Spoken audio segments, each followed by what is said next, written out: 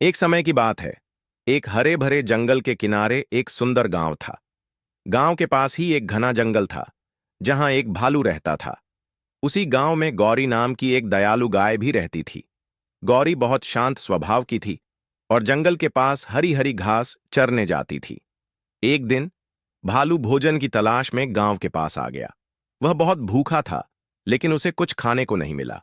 तभी उसने देखा कि गौरी अकेली घास चर रही है। भालू ने सोचा, अगर मैं इस गाय को मार दूं तो मेरा पेट भर जाएगा। जैसे ही भालू गौरी की तरफ बढ़ा, गौरी ने मुस्कुराते हुए कहा, भालू भाई, तुम बहुत भूखे लग रहे हो। क्यों ना तुम मुझसे दोस्ती कर लो। मैं तुम्हें हर दिन खाने के लिए मीठा दूध दूंगी, जिससे तुम्हें शिकार करने की जरूरत नहीं पड़ेगी। भालू ने यह सुना और थोड़ा सोच में पड़ गया। उसने सोचा, अगर मैं इस गाय को खा लूं तो बस एक दिन का पेट भरेगा, लेकिन अगर मैं इसकी बात मान लूं तो मुझे हर दिन दूध मिलेगा। भालू ने खुशी खुशी गौरी की दोस्ती स्वीकार कर ली।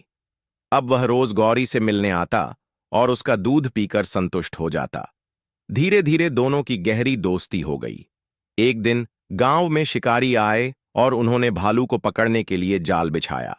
जब गौरी को यह पता चला तो उसने गांव वालों से कहा, यह भालू अब जंगल का खतरनाक जानवर नहीं है, ये मेरा दोस्त है। ये किसी को नुकसान नहीं पहुंचाता। गांव वालों ने गौरी की बात मानी और भालू को कोई नुकसान नहीं पहुंचाया। भालू बहुत खुश हुआ और उसने गौरी को धन्यवाद दिया।